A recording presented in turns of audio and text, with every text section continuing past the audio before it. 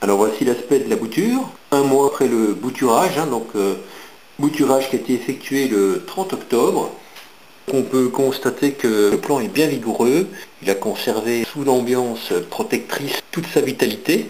Voilà, et puis il n'y a pas de traces de moisissure et il n'y a pas non plus de dessèchement sur le plan. Maintenant je vais vérifier s'il y a déjà eu, au bout d'un mois à peu près, un peu plus d'un mois, s'il y a déjà donc une ébauche de racines. Donc c'est aussi un substrat que j'ai réalisé à base de compost, d'argile et de sable. Et en fond de pot, j'ai mis du charbon sur à peu près 3 cm, donc je vais le repositionner dans le gobelet. J'ai pas mis de sopalin comme ligne de démarcation entre le substrat et le charbon. Et maintenant, pour déliter la terre, je procède comme d'habitude, j'y vais gentiment avec le jet. Je vais aller gentiment.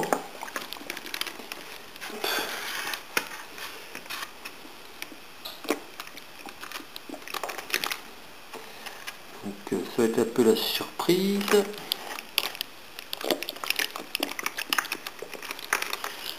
C'est difficile à dire.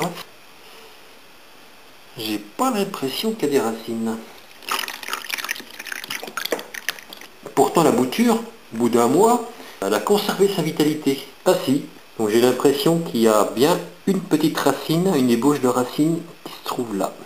Voilà, au départ je pensais que c'était un des rameaux que j'avais coupé, comme ici, mais ça ne ressemble pas à un rameau coupé en fait. Ça ne ressemble pas à la base d'un pédoncule.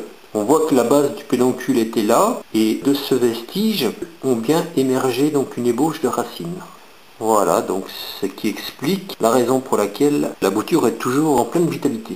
Donc voilà, au bout d'un mois, on n'a même pas une racine qui mesure 1 cm. On n'est pas pressé pour remettre les boutures de romarin au potager. Donc j'ai testé la même technique maintenant avec des boutures de thym. Donc je vais bien voir ce que ça va donner. Alors on voit que je n'ai pas taillé les feuilles. J'ai juste coupé les premières feuilles, mais je n'ai pas entamé les feuilles du dessus puisqu'il y a la conservation d'une ambiance humide pour le plan. Là, il ne me reste plus qu'à remettre la bouture en place avec le même substrat que précédemment. Donc voilà, j'ai rempli à peu près aux 2/3. Donc je vais faire émerger le pied à peu près à ras du pot.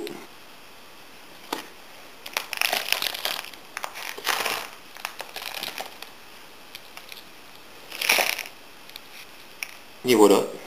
Il ne reste plus qu'à arroser délicatement pour remettre la racine en contact avec le substrat. Voilà, pas trop. Donc voilà, juste un tout petit peu pour humidifier le substrat en surface. Et puis le reste de l'humidification se fera par imbibition par le dessous. Voilà, en sachant qu'il y a toujours une réserve d'eau sous les gobelets. Et maintenant, il ne reste plus qu'à remettre la petite coiffe. Voilà. Voilà donc une technique bien simple et pratique pour réaliser ces boutures d'aromatiques. En tout cas, la méthode semble efficace.